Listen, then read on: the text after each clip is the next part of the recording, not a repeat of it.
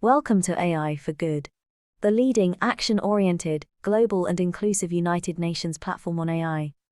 Organized by ITU, in partnership with 40 UN sister organizations, and co-convened with Switzerland. The goal of AI for Good is to identify practical applications of AI to advance the United Nations Sustainable Development Goals and scale those solutions for global impact. In today's session, we're counting on you to use the live video wall feature to ask questions and post comments to help create an engaging discussion. We encourage you to stay until the end to chat, connect, ask questions, and network with our distinguished panelists and world-class AI experts in the neural network. It is now time to kick off the session and welcome our first speaker. The floor is yours. Hi, good day, everyone, and welcome to the 8th session of the AI for Good Discovery series on AI for biodiversity. This series represents a partnership between the International Telecommunications Union, the Convention on Biological Diversity, NatureServe, my organization, and the Alexander von Humboldt Institute of Columbia. And my name is Mike Gill, and I'm the director of the Biodiversity Indicators Program at NatureServe. And NatureServe is a science-based conservation organization operating a North American-wide network to inform the protection and conservation of at-risk species and ecosystems. Now, the intent of the AI for Biodiversity series is really to explore the intersections of AI and biodiversity knowledge and conservation, delving into the ways in which AI is transforming this field and the challenges posed by AI and machine learning technology in this area. Of course, AI is just one tool in our toolbox, but it's one that's really taken center stage as of late and is accelerating in leaps and bounds, not just at the fundamental programming language level, but even just how it's being creatively applied to address a series of conservation challenges. So in this 8th session, we'll hear about how the Royal Botanic Gardens at Kew in the United Kingdom is leveraging AI to accelerate and strengthen predictions in plant species extinction risk. Given the immense pressures on biodiversity, these techniques can help us triage the situation and make smarter decisions on where we put our conservation investments to assess and ultimately prevent extinctions.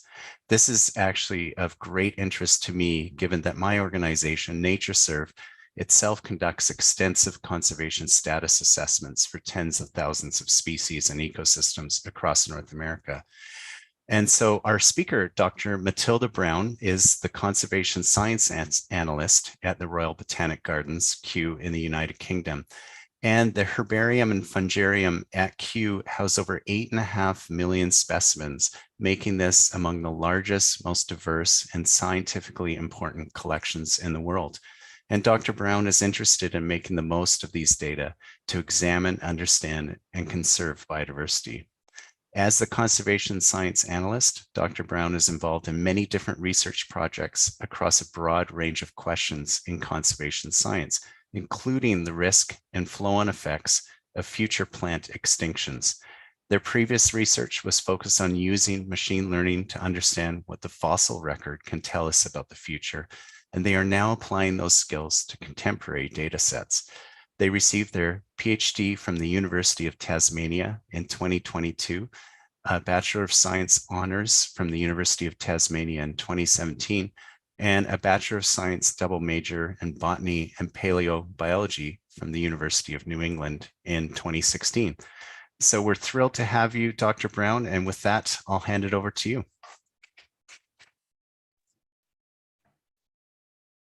Thanks so much, Mike. It's an absolute pleasure to be here this afternoon or morning or whatever time zone you're in or whatever time you're listening to this. I'm just going to share.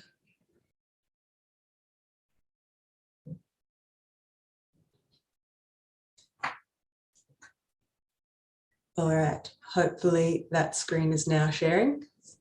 Yeah, it looks great.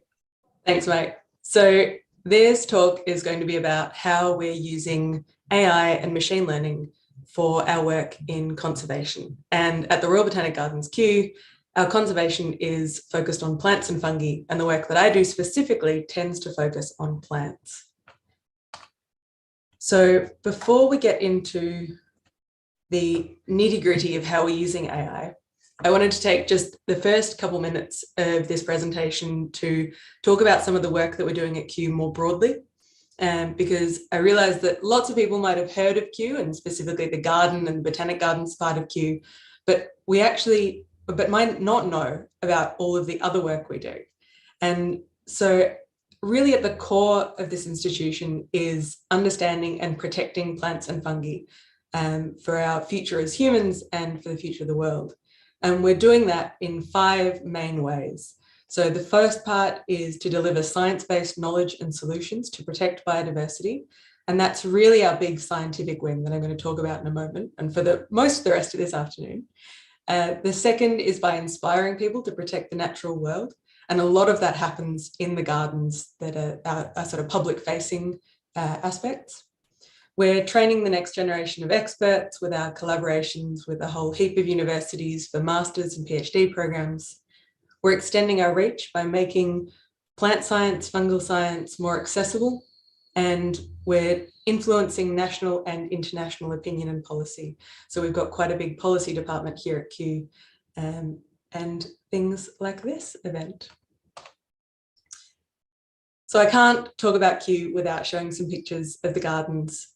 These are our World Heritage listed gardens in West London in the United Kingdom. We've also got sites at Wakehurst and a conservation focused site in Madagascar. But as you can see, our gardens are truly spectacular. I couldn't just choose one photo. But what some people might not know is that we also have a really strong science department. And that is really underpinned by our collections. So we've got the herbarium and fungarium, which together, as Mike said, have around 8.5 million specimens.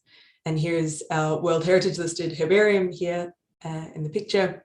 We've also got the Millennium Seed Bank Partnership down in Wakehurst, along with the Living Collection in the gardens, our Economic Botany Collection, and then our Library, Art and Archives Collection that together employ around 500 scientists. Our science is organised into 5 main priorities, and they cover a whole range of questions across plant and fungal science. So from ecosystem stewardship, which is where we do a lot of our ecology and conservation research, through to trait diversity and function, which, as the name suggests, is a lot about plant traits, such as genome size and how they affect plants' resilience. Digital revolution, which is really focused on how we can make the most of our data set and make that accessible, through to accelerated taxonomy, where it's about identifying and describing species. And finally, enhanced partnerships, which is about extending our reach. It falls into that kind of petal of our mission, expanding our collaborations across the globe.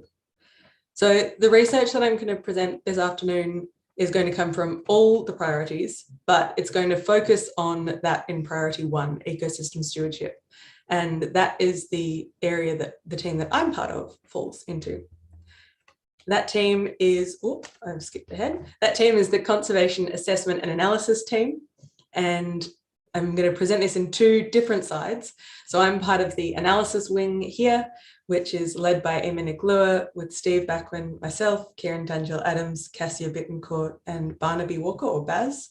And a lot of the research that you're going to see over the next few slides is going to be either led by or involve one or more of these people. But we couldn't do this work and this analysis, this research, without the other wing of the team, which is the assessment team. And this is a much smaller subset, it's a much larger part of the team, and they are working day in, day out to contribute to one of the data sets that really underpins all the work we do when we're looking at plant extinction risk. And that is the International Union for the Conservation of Nature Red List of Threatened Species, or as I'm going to refer to it from now on, just the Red List. And so this is really it's our gold standard of global plant assessments. It's what we use as our bread and butter when we're looking at extinction risk.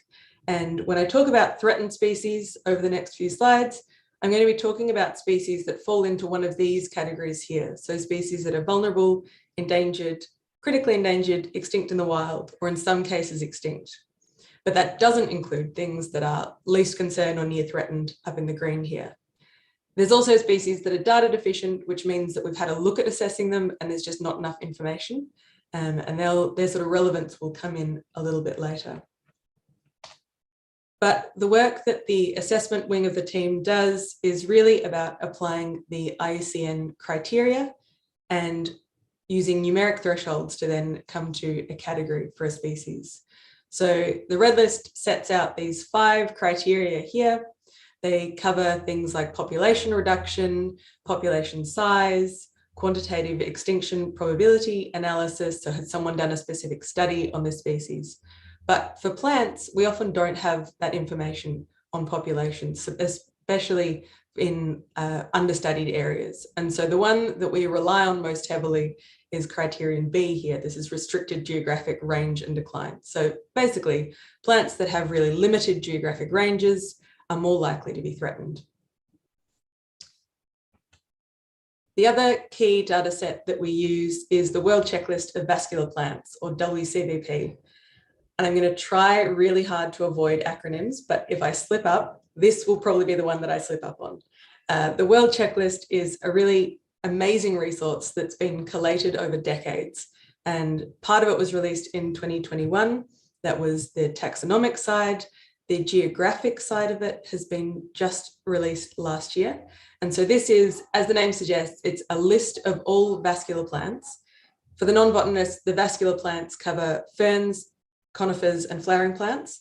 They don't include mosses or algae. But when we're talking about vascular plants, we're talking about the vast majority of plants and what you think of as a plant. So if you've interacted with Plants of the World online or POWO, the Q website, the World Checklist is the data set that is under the hood of POWO. And we access the World Checklist using our WCVP, which is an R package that we've developed in-house to make that easier to work with. So we know from the World Checklist that there are around 350,000 species of vascular plants known to science. We keep adding to that. There's around 2,000 new species described every year, but at the time of this presentation, we're at around that 350,000 mark. As far as plant assessments on the red list go, we've got around 62,500 botanical assessments on the red list. And once we reconcile those names and we remove things like hybrid species and data deficient assessments, we're left with 53,500 assessed species out of the 1/3 accepted species. Which I don't know about your mental arithmetic, but at 16% coverage, there's a long way to go before we can be confident about what's going on with extinction risk in plants. And this is a really big job ahead of us. To get all these species on the red list is realistically just not going to happen. And to give you an idea of the scope of that aspiration, we can look at the history of the red list over the last 20 years. So this graph shows the red list since 2000, and it covers all groups in the red list. So it includes the animal groups, including the ones that have been comprehensively assessed, so birds, mammals, reptiles, as well as plants. And we are getting faster. We're adding more and more species to the red list, but it's still taken us 20 years to get to 150,000. So adding the other 280 odd thousand of unassessed plants is no easy feat. And even by the time we've assessed them, the next challenge would be to keep them up to date, because ideally we want to be updating these assessments every 10 years. So comprehensive coverage for plants on the red list would be great, but it is realistically going to be a huge challenge. However, that doesn't mean that we can't still get an idea of the broader picture of the extinction risk of plants. In 2020, our team released this paper, The Extinction Risk and Threats to Plants and Fungi, and the take-home message from this paper was that 2 in every 5 plant species are threatened. We're looking at around 40% of species that are threatened. What we don't know is, for those species that are not on the red list, which 2 of every 5 are threatened?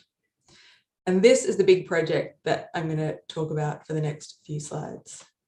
We wanted to know, can we use AI to fill the gaps? Specifically, can we predict the extinction risk for all known species of flowering plants by using the red list as a training data set? Focusing on flowering plants because conifers have already been assessed and ferns are a little bit different. But again, when we talk about flowering plants, we're talking about the vast majority of plant species. And for those machine learning experts, this is as simple as it sounds. It's a really straightforward binary classification problem. We want to know for every species, is it threatened or non-threatened? And ideally, some measure of confidence in that estimate. So we wanted to gather our predictors, and the criteria we were looking for in predictors were that we wanted our predictors to have a potential or known link to extinction risk. And crucially, we had a real evidence on completeness. We wanted these predictors to be available for all species of flowering plants. And that proved to be much more tricky than you might expect, because lots of our species are known from a single herbarium specimen, a single data point, which means that for a lot of the machine learning methods and a lot of the prediction methods that we've tried in the past, the data just haven't been available. And the problem is that those species that are most likely to have missing data, or the least likely to have sufficient data, are also the most likely to be threatened. So by removing those species from our analyses, we're effectively missing out a chunk of species that are more likely to be threatened with extinction. So this project was about that full comprehensive set of predictions. But with that recent release of the World Checklist and with that geographic information, we could then come up with a set of really solid predictors. So we know that geographic range size is crucial for extinction risk. It's right there in the criteria. And in the World Checklist, we have the number of botanical countries. So we use that as a proxy for range size. We've got some recent work that's come out of our team showing that the more recently a species is described, the more likely it is to be threatened. So we've got the year that a species was described in there. We know that extinction risk varies across life forms, that it's different if you're a tree or a shrub versus a herb or an annual or an epiphyte. We also hypothesized that extinction risk might have a phylogenetic component. So I'm not going to get into phylogenetic eigenvectors here. That is way too much maths for a Monday afternoon. But we hypothesized that if you belong to a genus or a group of really threatened species, then that's going to make you more likely to be threatened. So we wanted to include that phylogenetic effect. We hypothesized that human footprint would make species more likely, or would affect extinction risk in species, that if you're living up here in the green, you might be less likely to be threatened than if your entire range falls within these red or orange zones. And finally, we know that extinction risk varies across climate and biomes. And so we included the Olsen ecoregions and some broad climate variables. So we collated those predictors across our red listed species, giving us a training data set of 53,000 species and 86 predictors. The next part was to do our model fitting. And to do that, we used BART, and we used a couple different type of cross-validation methods. I'm not going to go into the nuts and bolts of them, but I am going to go and spend a little bit more time on BART. So BART is Bayesian additive regression trees. That's the method and the algorithm we wanted to use. And when I was putting these slides together, I wanted to explain why we use BART. And I realized that before I could do that, I had to explain how BART was different to some other classifiers, so a random forest, for example. And then I realized I needed a refresher on what a random forest did. And then I thought, right, let's start back at the start with decision trees. So that is where we'll start in our explanation of BART. So if we're looking at decision trees, not to be confused with the actual trees that we're working with, we know that being endemic to a single botanical country increases your extinction risk. So endemic in this sense just means limited to. It's about that geographic range size variable. We also know that being tropical increases your extinction risk. And so we can put those two pieces of information into a little flowchart here, where if you're endemic, you're more likely to be threatened. If you're not endemic but you are tropical, you're still likely to be threatened. But if you're not endemic and you're not tropical, then you're less likely to be threatened. And we can represent this slightly differently in this partitioning of space over here. I'm going to use these red and grey dots over the course of the next few minutes to show predictions of threatened and non-threatened. So wherever you see these dots, that's looking at predictions.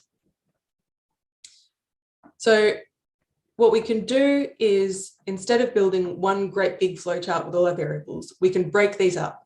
And so we can fit different decision trees to different subsets of the variables.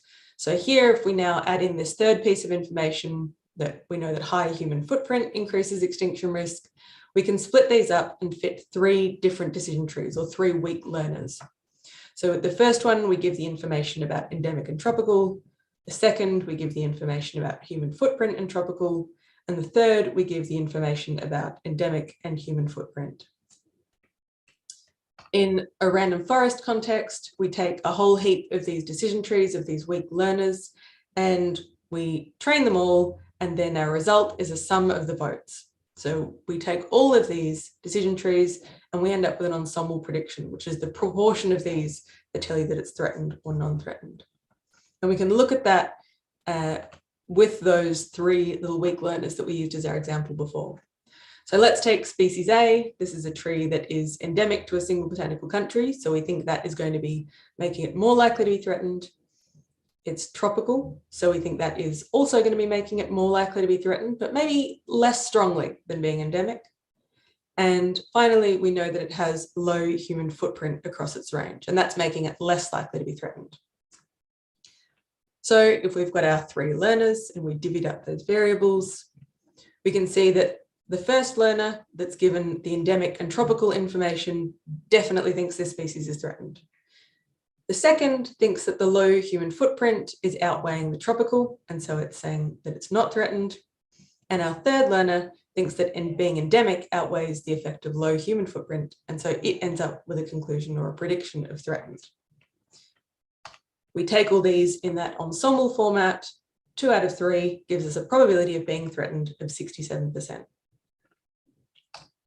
So if that's the way that our random forest is operating broadly, the way that BART is different is it still takes a similar set of weak learners, but instead of taking a single vote, we end up with posterior samples from that ensemble. So anyone who's familiar with Bayesian stats, that posterior sample will start to sound familiar. So if we look at these and look at taking that to a worked example, we can replace these decision trees or these learners with their individual predictions, so turn them into the dots. And our random forest is going to give us that overall ensemble prediction. So it's going to tell us that we've got an 0.8 probability of being threatened. There are 80% of those dots are red, essentially. But the BART algorithm is going to take different samples of those dots, and we're going to see a different distribution of extinction risk, which gives us not just an estimate, but also some uncertainty around this estimate. And again, for those Bayesian statisticians, this will look very familiar, that we get this uncertainty around our parameters. It's this uncertainty parameter, or this uncertainty result rather, that made us so keen to apply BART to use this. So we end up with not just an estimate for each species, but a measure of the uncertainty around it. So we fit our BART models, and we had use of the HPC at the James Hutton Institute to do that, which we're very grateful for.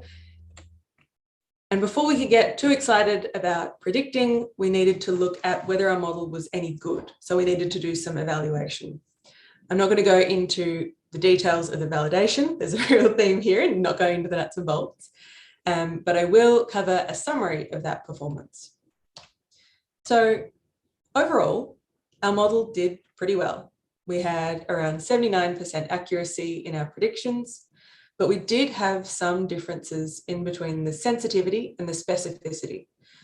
I can never remember which is sensitivity and which is specificity, so I'm going to keep reminding myself as well as everyone else that the sensitivity is the proportion of threatened species that are correctly classified. So a low sensitivity value means that we've got under prediction. And specificity is the proportion of non-threatened species that are correctly classified. So a low specificity is over prediction. And we can combine these models to our overall true skill statistic for that single measure. Now, these summary statistics are based on the entire data set, But what's nice about having these geographic predictors in our data set is that we can also look at the spread of our model performance geographically.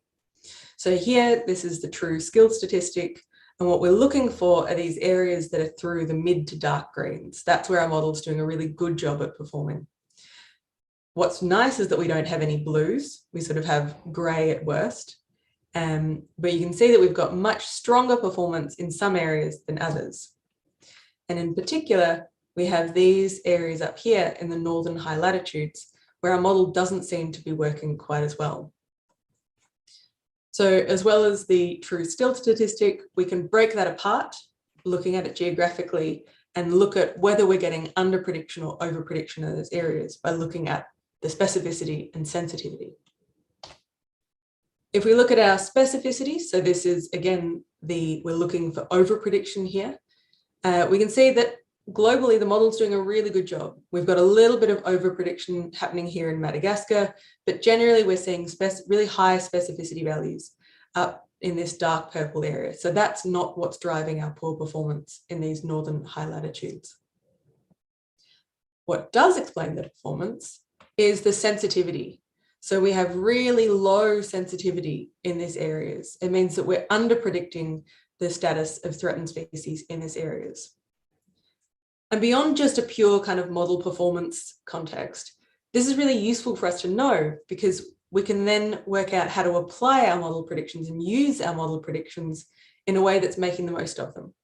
So if we wanted to do a study that was based on East African species or Southeast Asian species, we could have a lot more confidence that our predictions were useful.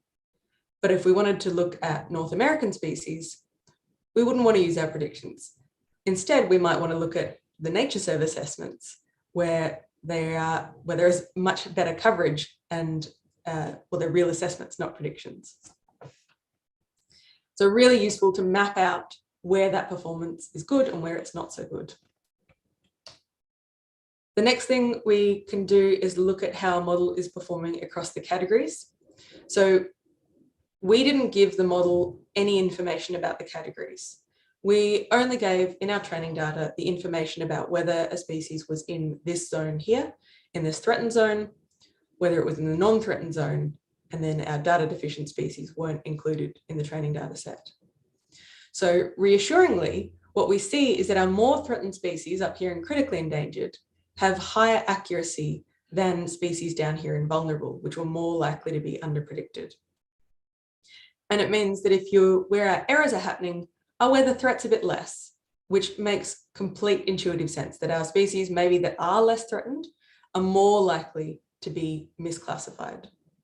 So this is a really nice kind of bit of evidence that our model is actually picking up some of the real drivers of extinction risk in plants, that it's not just really good at predicting the pattern, it's actually picking up some of those mechanistic relationships. And that's reflected in this shift here. The near threatened category of all the IUCN red list categories is the one that can be the most subjectively applied. And that's, again, really nicely intuitively reflected in the spread of the predictions, that it's a bit fuzzier. And here is our really strong least concern prediction. So this is our high specificity values. Again, I always get it wrong, but it's where we're predicting our non-threatened species correctly. Interestingly, our data deficient species are coming out as being more likely to be threatened than not, but again, with that more of a spread, which is pretty much in line with other literature in data deficient species. So that's really nice to see it fitting in with what we know about those DD species.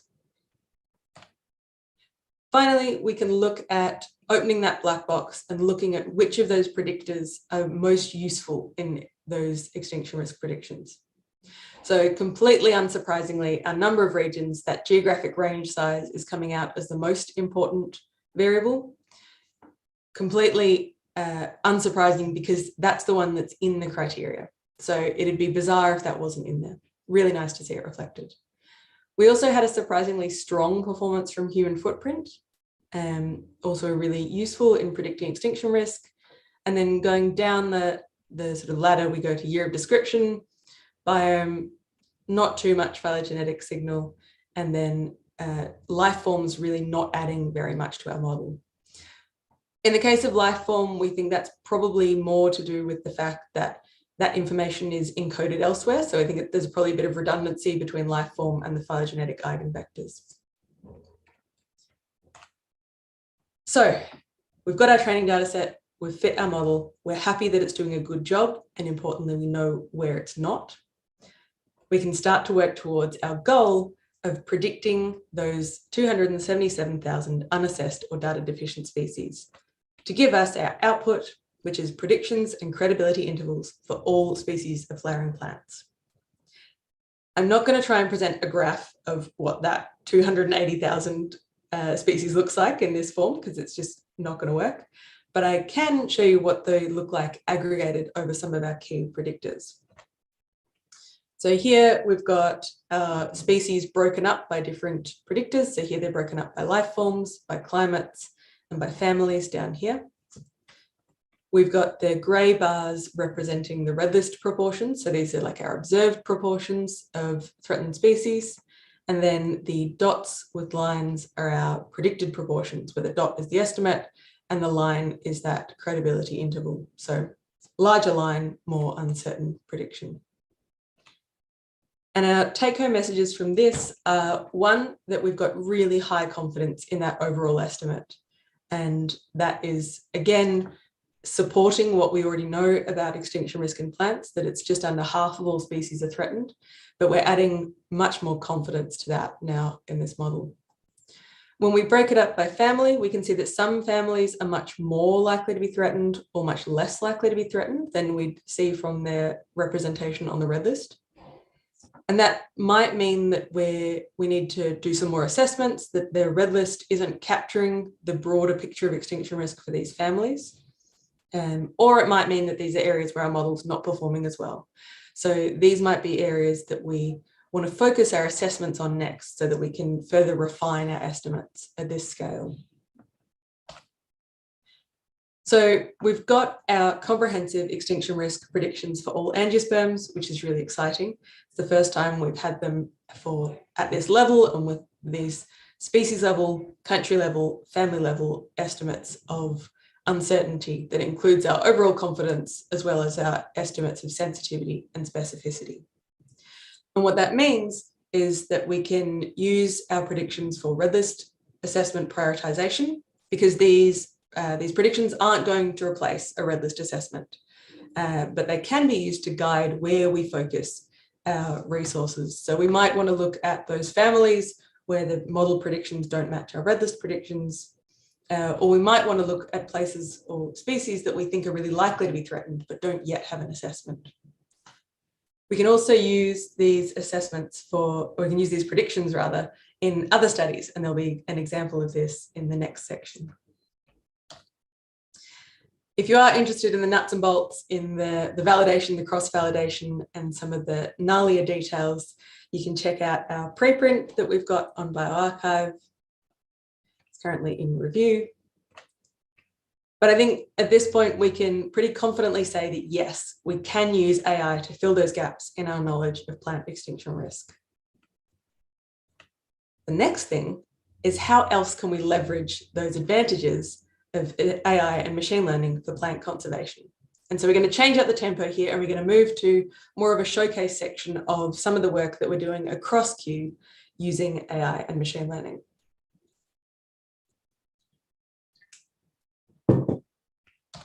So we're going to start at the small scale, right at the scale of a single herbarium specimen. And this is some work that I have paraphrased as sort of a summary title of, Computer Vision for Herbarium Specimens, that led by Barnaby Walker and Nikki Nicholson. And the overarching kind of long-term aims of this work is to see if we can get to the stage of identifying species from herbarium specimens. With 8.5 million species, that's a lot to curate. And we think that there's probably quite a few misidentified specimens in there. Some of these date back to the 1600s. Plant taxonomy has come a fair way since then. And so being able to identify species from these herbarium specimens would be immensely helpful. And it really goes hand in hand with one of our big projects at Kew, which is the digitization project, where we're digitizing, we're getting high resolution photographs of all of those 8.5 million specimens, which is a really big project, as you can imagine, but it's also really exciting, especially from that AI context. The next thing, if we can get to identifying species from these images, a kind of stretch goal is to pick out potential new species from herbarium specimens. And that falls into that accelerated taxonomy. We're a while off this at the moment, but some work that is at a more advanced stage is this kind of first step work, looking at harnessing large-scale herbarium image datasets through representation learning, again, led by Baz and Nikki. I don't know, I confess that representation learning is not in my AI wheelhouse, so I'm not going to go into too much detail because I will absolutely get it wrong. But this work is about reducing the size of these kind of 1,000 or million pixel images down into something that is a simpler representation that we can then use in our classification algorithms. So it's some really cool work looking at how we can use that representation learning, and it is published, so you can check it out using the QR code. If we move up in scale slightly, we can look at the species and landscape scale, which is a project led by Tim Wilkinson and Steve Backman that is searching for Stridum's yam.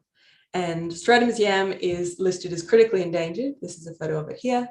And it's been said to be the most endangered yam in the world, so the most endangered Dioscorea, with just under 250 mature individuals estimated to remain in the wild, so not a huge population. You can see this tuber here is used medicinally, so a lot of the pressure on it is that this tuber gets harvested. You quite often see them with chunks taken out. You can also see from this photo that it lives in fairly challenging terrain to work in. It tends to live on these kind of rocky mountainous areas in Eastern South Africa. And so this project is about using drones to first see if we can identify individuals in the landscape using AI, and then to see if we can potentially scan a really large area to see if there are additional populations and if we can find some good news for this critically endangered yam.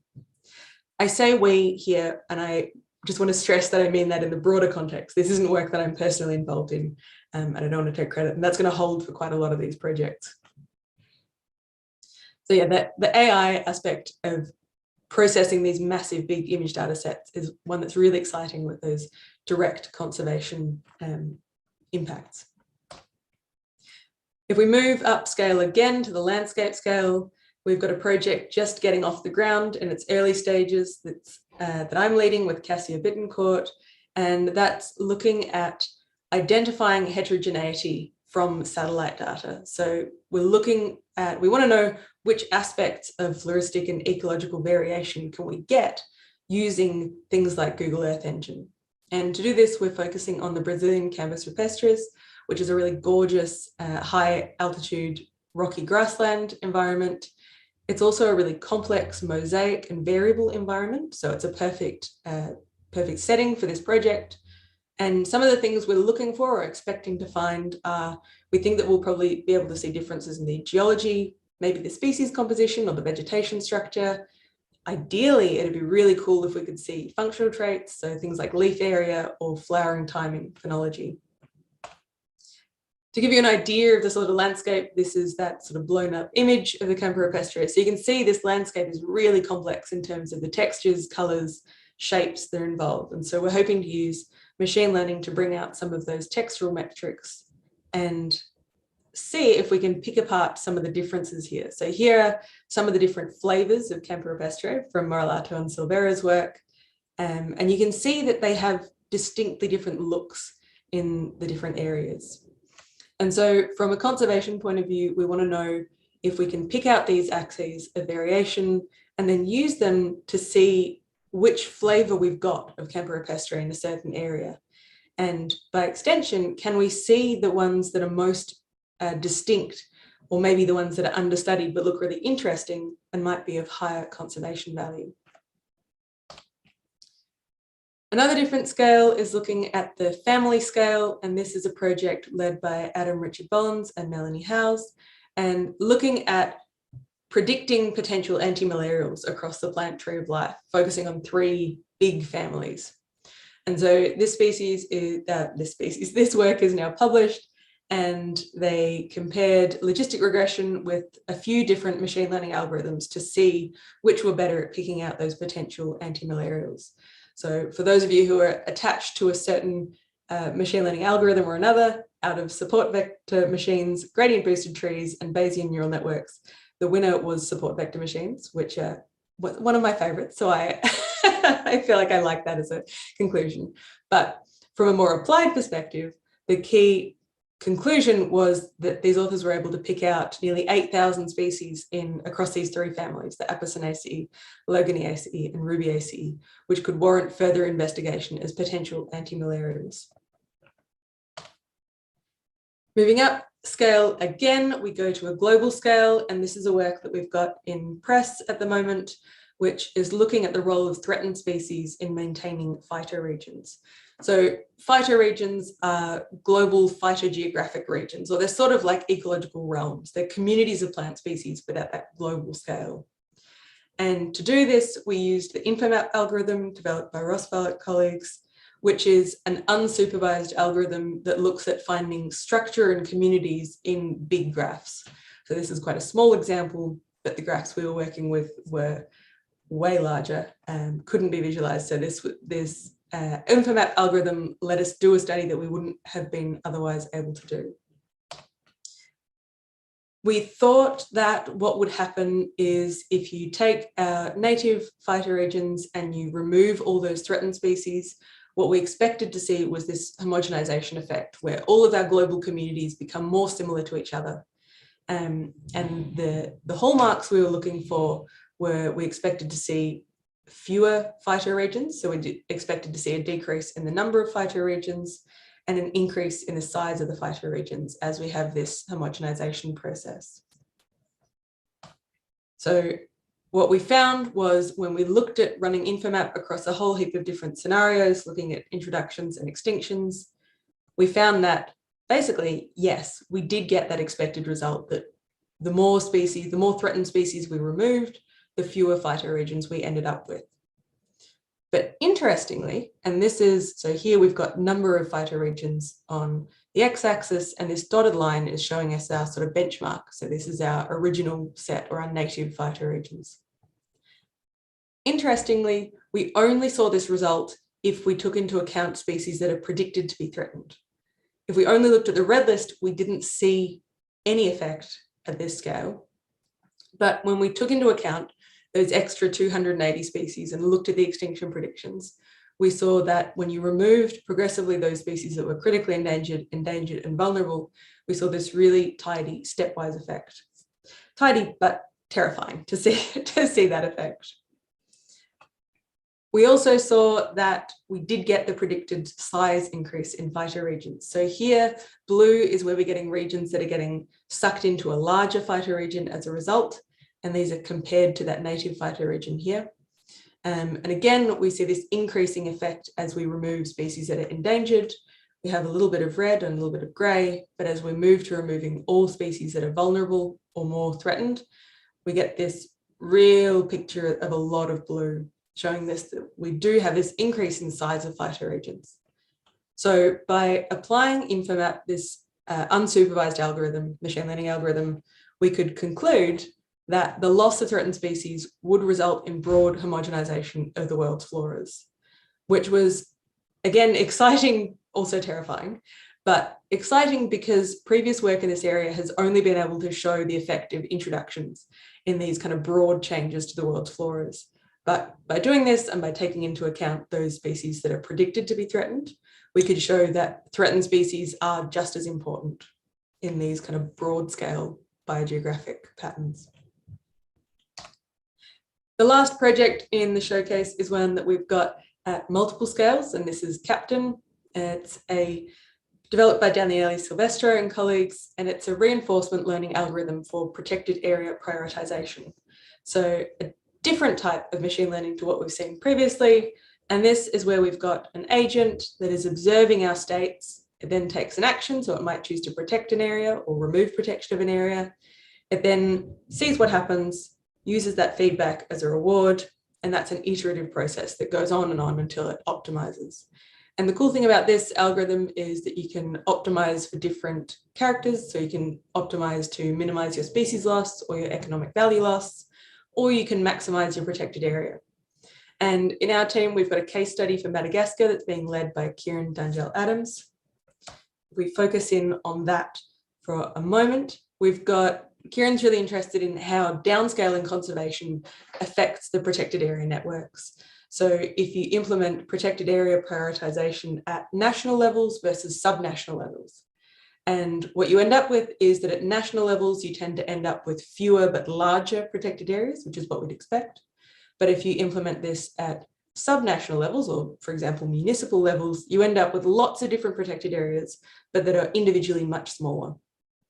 And what she's found so far is that you can achieve the same outcomes in terms of you can protect the same number of species, but you do end up with changes in connectivity. So it's again what you'd expect. If you've got larger, fewer protected areas, they tend to be further apart from each other. And if you have those smaller ones, their kind of trade-off is that they're closer to each other and allows for more movement. So what I've presented is that we are using AI and machine learning for plant conservation at multiple spatial and physical scales, using multiple different approaches and types of algorithms, which I think is really exciting, kind of looking at the breadth of machine learning. But to wrap things up, I wanted to present some of these projects on one more kind of spectrum or scale. And that is from classifying through to describing. So on one end, we've got our kind of traditional machine learning classification problems. So that's things like our extinction risk predictions, our medicinal plant predictions, and looking for threatened yams. On the other end, we've got projects that are more about using machine learning to describe the data sets. So that phytoregions was really about making sense of these huge graph-based data sets. And then in the middle, we've got some projects that are more about using AI and machine learning to understand what's happening. So understanding what's happening in the Canada rupestre and the protected area prioritization with Captain. I think that's probably a lot that I've just presented on those slides. And I hope that I've left enough time for questions. And thank you so much. I'll stop sharing there. Back to you, Mike. Yeah, thank you so much, Matilda. Clearly, Q is a leader in applying AI across the whole spectrum. I was kind of blown away when you went all the way over to predicting anti-malarial qualities of medicinal plants. Yeah, there's a lot there. I have a few questions myself. There will be questions that'll come up in the chat, which I'll direct to you, but maybe one just right off the bat, going back to the main focus of the talk, which is on predicting extinction risk for vascular plants. To me, this is a perfect example of how we can leverage these sort of innovations within the Red List partnership. And we have all these other taxonomic groups, birds, amphibians, reptiles, and so on, which could really benefit from a similar application. Do you see, so my question is, do you see any limitations in sort of taking that approach with the other taxonomic groups, given that vascular plants are inherently sessile and perhaps easier to model? But it seems to me like it's worth a shot to really try and see how well we can perform in predicting extinction risk for, say, reptiles. Yeah, so it's an interesting one in that we are kind of used to in the plant world looking at all the data that the animal people have and looking at it with envy, in that for most animal species, there tends to be much more available data. And that's partly just because we're looking at a way smaller number of species. And so I think, I know that mammals and birds have been comprehensively assessed in the Red List. So they've got at least one of those kind of gold standard assessments. I don't know about reptiles and amphibians. I probably should know, but I think that there's still they've got a lot more coverage. I think where this could come in handy is for things like fungi, and that's a work that we're sort of in the getting started stages of now. So I think the approach would work really well for looking at reassessments, maybe. It's going to work well for other groups of taxa that we don't have really good data that it's comprehensive. So one of the things we looked at including was point-based occurrence records from something like GBIF, or the Global Biodiversity Information Facility, for anyone who's not familiar. But that's where we lose that, the third of the species that we think are more threatened. So it's really, I think the method definitely could be applied to other taxa, and it's really just about where your data limitations are, and that's going to be different for each different group you want to apply it to. Sure. Okay. Yeah. Thank you for that. And maybe a follow-up to that is just thinking about your training data set. And I think you had 53,000 plus or minus plant species, and you had 86 predictor variables. If you had to pick a predictor variable that would improve the accuracy of those predictions, if you could get better data for them, which one would you focus on? Or maybe that's an impossible question to ask. That is a no-brainer. Okay. We would want to get better estimates of range size. So okay.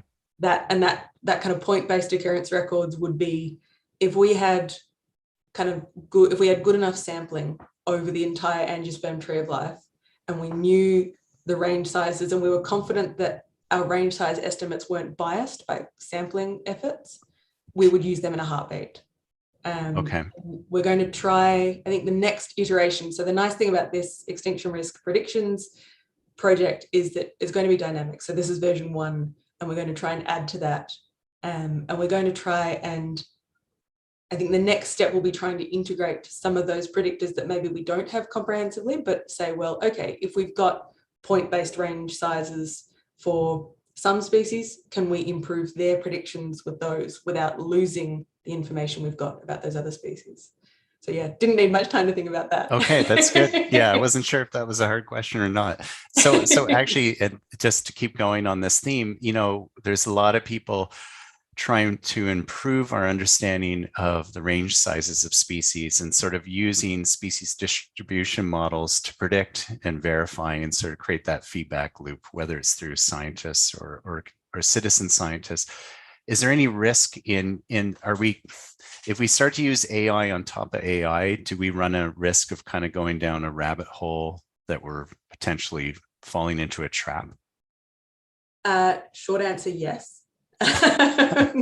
That's, I think, where the exciting thing about using layers of AI and layers of predictions is if we can manage to propagate that uncertainty through the different layers. So if we go for something like that Bayesian framework, and we can get uncertainty in what we're putting in, we're getting uncertainty then kind of layered on top of what we're getting out. And so that's carried all the way through the process.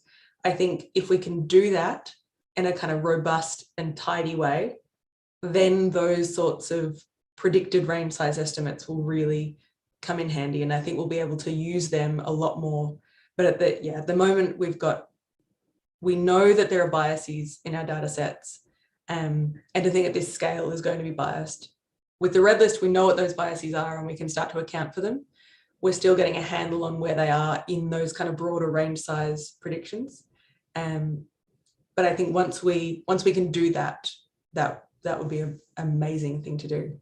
If anyone has any thoughts on how we can do that, I'm all ears, please. Yeah, no, thank you. Yeah, and I mean, I just harken back to GBIF and just, which is an incredible database, billions, but it's massively biased. It's no fault of the database itself. It's just reflective of where we sample around the world. It's heavily biased by proximity to roads, certain taxa, certain countries like the United States, where you tend to have the most data.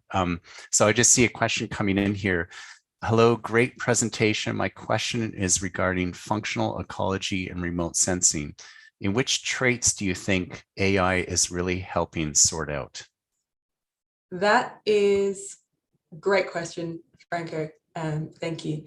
I think that is what we're hoping to start to tease out in the project we've got in the campus rupestris. And so some of the things I think we might be able to see from remote sensing are if we've got communities with really big leaves, I think they might contribute to a different textural kind of metric. And so I think there's some things that we don't know yet is the short answer, but it's something that I'm really interested in pursuing. come back and ask again in a year, and we might have a more solid answer. But I'm trying to think about it as what could we see, and what traits could you imagine that we can see from space. And so I hope that we can maybe pick up when things are flowering. I think that kind of color difference would be really interesting, and that would be a really interesting thing to look at with functional ecology, especially with the temporal dimension of Google Earth Engine, that we could potentially pick up changes in phenology from those satellite images.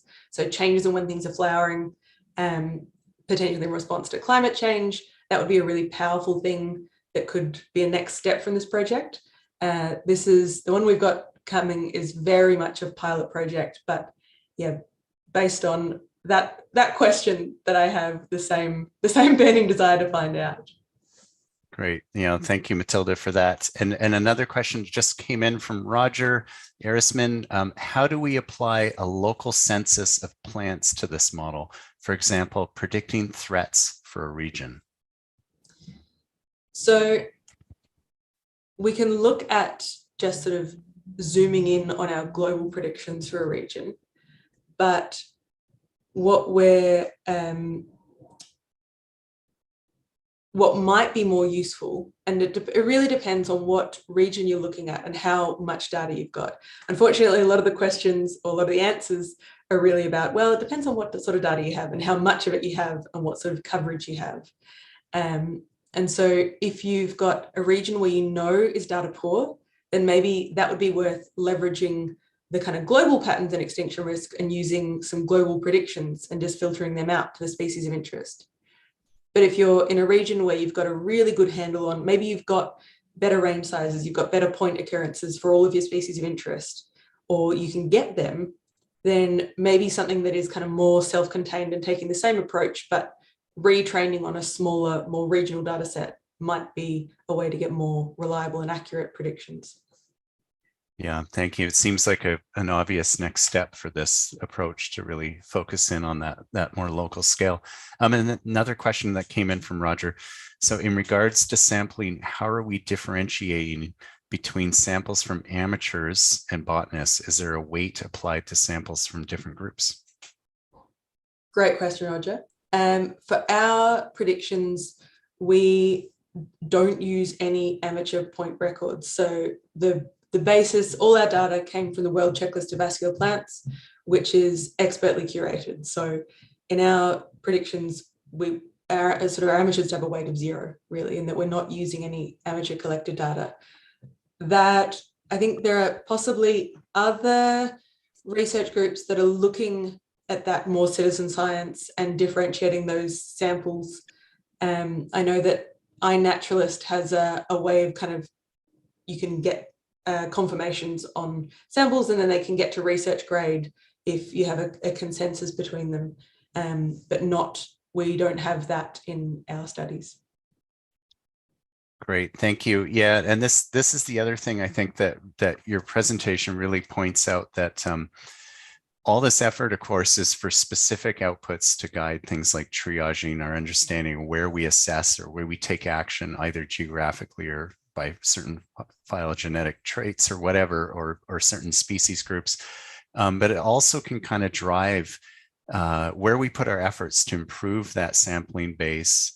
Where can we improve our understanding of range size for different species and all that? So there's a bit of a feedback mechanism. And I think as a community, we're pretty good at that, but we can maybe tighten that up a little bit to really try to link this. And the other thing is really with the remote sensing community. And we've been, people like yourself and others are really creative at figuring out how to draw value out of these spaceborne sensors. But for the most part, they've never been developed for specific biodiversity applications or for climate and other things. And I think there's a real opportunity for us through the Committee on Earth Observation Satellites to start saying to the space agencies, this is the kind of sensor we need to really understand traits from space and be able to predict and map and all that. So just a plug there that we really should be pushing and better communicating what our needs are, because this is massively important. It's not just a research question, but it has huge implications for all of us if we don't turn this around. Great. I don't see any other questions coming in, but we will turn over to the neural network in a minute. Again, thank you so much, Matilda, Dr. Brown. That was fantastic. As always, I learn a lot. And I think there's a lot we can take from your presentation back to NatureServe in terms of how we're going. So before we close it off, I just want to put in a plug for the next session. So the next session is going to be on October 23rd.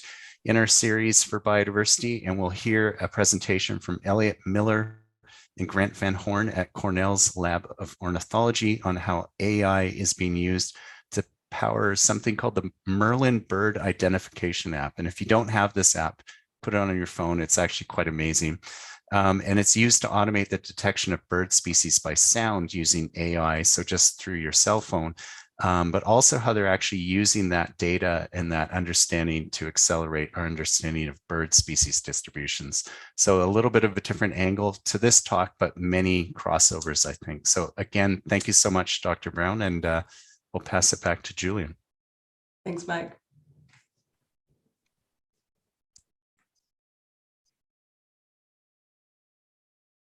Thank you for participating in today's AI for Good session. We hope you've learned something new, innovative, and engaging in today's event. We now encourage you to continue the conversation on the live video wall in the neural network.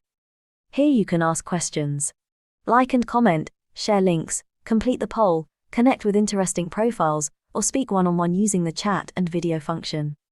We invite you to explore the lobby, try the smart matching quiz, visit the virtual exhibits, poster boards, the eShop, and build your personalized AI for Good program. Let's shape the future of AI for Good. AI is a powerful tool.